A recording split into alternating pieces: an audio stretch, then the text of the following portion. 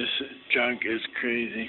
I'm gonna try to pull this window down. How the hell are you? Here we go. You can see the lights right there. Like the video.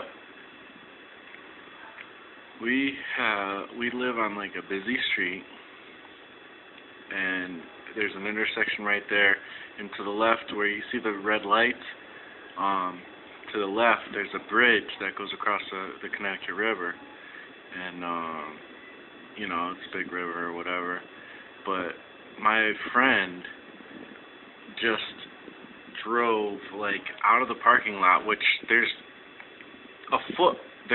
literally a foot of snow in the parking lot.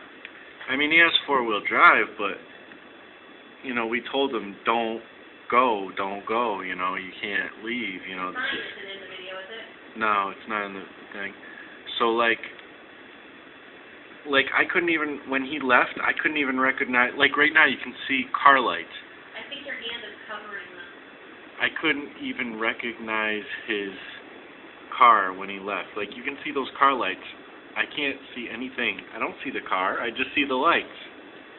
I mean, it's like 10:45 at night right now during the storm, and it's just like ridiculous. Like, there's no way you could ever drive.